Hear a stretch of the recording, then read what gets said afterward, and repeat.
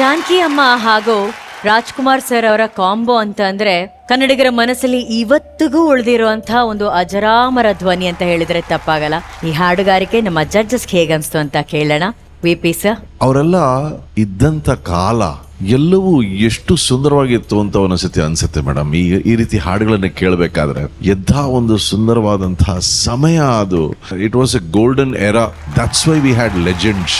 ಇಂಥ ಲೆಜೆಂಡ್ಸ್ ಅಂಥ ಕಾಲದಲ್ಲಿ ಇದ್ರು, ಅದು ನಮ್ಮ ಪುಣ್ಯ. ಆ ಹಾಡುಗಳು ನಮಗೆ ಒಂದು ಬೊಗಸೆ ರೂಪದಲ್ಲಿ ನಮ್ಮ ಹತ್ರ ಇರುತ್ತೆ, ಶಾಶ್ವತವಾಗಿರುತ್ತೆ. ಮತ್ತೆ ಜಾನಕಮ್ಮನ್ ಧ್ವನಿ, ಯಾವ ಹಾಡನ್ನೇ ತಗೊಳ್ಳಿ, ಎಲ್ಲಾ ಹಾಡಲ್ಲೂ ಹಾಲು ಜೇನಿನಂತೆ ಬೆರೆತೋಗ್ಬಿಡೋದು. ಅಂಥ ಧ್ವನಿ, ಅಂತ ಹೃದಯ.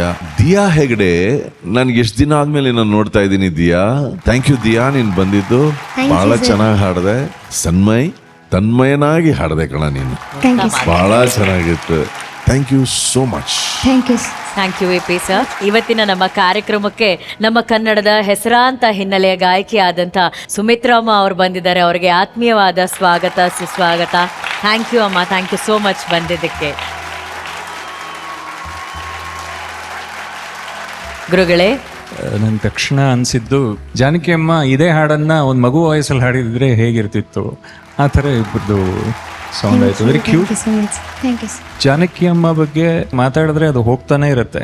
It is our duty to decode ಹೇಗೆ ಅಂತ ವಿ ಹ್ಯಾವ್ ಟು ಅನಲೈಸ್. ಈಗ ನೀನು ಆ ಬುಕ್ ಓಪನ್ ಮಾಡಿದೆ, ಓಪನ್ ಮಾಡಿದ ತಕ್ಷಣ ಫಸ್ಟ್ ಬಂದಿದ್ದ ಚಿತ್ರ ಏನು? ಸಾಯಿಬಾಬಾ ಫೋಟೋ. ಅಲ್ಲಿಂದ ಡಿಕೋಡಿಂಗ್ ಸ್ಟಾರ್ಟ್ ಆಗತ್ತೆ. ಇದು ನಾದ ಶಾರದೆಯ ಅಂಶ, ದೈಹಿಕವಾಗಿಲ್ಲ ಅಷ್ಟೇ. ನನ್ನ ಪ್ರಕಾರ ಈ ಮಟ್ಟದ ಸಾಧನೆ ಒಬ್ರು ಮಾಡಬೇಕು ಅಂದ್ರೆ ಆಧ್ಯಾತ್ಮಿಕ ಶಕ್ತಿ ಇಲ್ಲದೆ ಸಾಧ್ಯನೇ ಇಲ್ಲ. So she was extremely spiritual. ನಮ್ಮೆಲ್ಲರ ಪುಣ್ಯ, we are there to watch her at least for some years. Thank you ಗುರುಗಳೇ, ಥ್ಯಾಂಕ್ ಯು. ಕಾವೇರಿ ಹಾಗೂ ಕೀರ್ತಿ, ಇವತ್ತು ನಿಜಕ್ಕೂ ಒಳ್ಳೆ ಕಾವೇರಿ ಹರಿದಂತೆ ಹರಿತಾ ಇತ್ತು ನಿಮ್ಮ ಕಂಠದಲ್ಲಿ ಹಾಡು. ಈ ಒಂದು ಸಂದರ್ಭದಲ್ಲಿ ನವೀನ್ ಅವರೇ, ಅಮ್ಮ ಫ್ರೀ ಇದ್ದಾಗ ಏನಾದ್ರು ಮ್ಯೂಸಿಕ್ ಕೇಳೋರಾ? ಅವ್ರಿಗೆ ಅದೇ ಜೀವನ ಸರ್. ಅವರು ಎನಿ ಟೈಮ್ ಮ್ಯೂಸಿಕಲ್ಲೇ ಮುಳುಗಿರ್ತಾ ಇದ್ರು. ಅವ್ರ ದಿನಚರಿ ಹೇಗಿರೋದು? ಅಮ್ಮ ಅವ್ರ ನಾವು ಮಲ್ಗದ್ ನೋಡಿದ್ದೆ ತುಂಬಾ ಕಡಿಮೆ. ನೋಡಕ್ಕೆ ಅಮ್ಮ ಅವರು ತುಂಬಾ ಸಿಂಪಲ್ಲು, ತುಂಬಾನೇ ಇನ್ನೋಸೆಂಟ್ ಆಗಿ ಕಾಣ್ತಾರೆ. ಆದ್ರೆ ಅವರು ಎಕ್ಸ್ಟ್ರಾರ್ಡಿನರಿ ಪರ್ಸನಾಲಿಟಿ. ಅವ್ರಿಗೆ ಫೋಟೋಗಳನ್ನ ಎಡಿಟ್ ಮಾಡೋದು, ಸ್ಕೆಚ್ ಮಾಡೋದು, ಆಮೇಲೆ ಅವರಾಗೆ ಎಷ್ಟೋ ಹಾಡುಗಳನ್ನ ಲಿರಿಕ್ಸ್ ಬರ್ದಿದ್ದಾರೆ.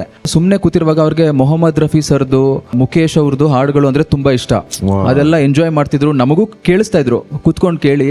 ಮೊಹಮ್ಮದ್ ರಫಿ, ಲತಾ ಮಂಗೇಶ್ಕರ್ ಅಂತ ಸಿಂಗರ್ ಇನ್ನೊಬ್ರು ಇಲ್ಲ ಅಂತ ಹೇಳ್ತಿದ್ರು. ಅವರೇ ಮಹಾನ್ ಸಿಂಗರ್ ಆಗಿದ್ರು ಹಂಗಂತ ಹೇಳ್ತಿದ್ರು. ನಾವ್ ಯಾವಾಗಾದ್ರೂ ಇಲ್ಲಮ್ಮ ನೀವು ಅವ್ರಿಗೆಲ್ಲರಿಗಿಂತನೂ ಗ್ರೇಟ್ ಅಂತ ನಾವು ಅಭಿಮಾನಿಗಳಾಗಿ ಹೇಳಿದ್ರೆ, ಬಾಯ್ ಮುಚ್ಚು, ಅವ್ರ ತರ ಸಿಂಗರ್ಸ್ ಇನ್ನೊಬ್ರು ಬರಲ್ಲ, ಸಾಧ್ಯನೇ ಇಲ್ಲ, ಆ ತರ ಕೇಳು ಅಂತ ಕೂರಿಸ್ಬಿಟ್ಟು ನಮ್ಮನ್ನ ಹಾಡು ಕೇಳಿಸ್ತಾ ಇದ್ರು. ಪುಣ್ಯವಂತರು ಸರ್ ನೀವೆಲ್ಲರೂ.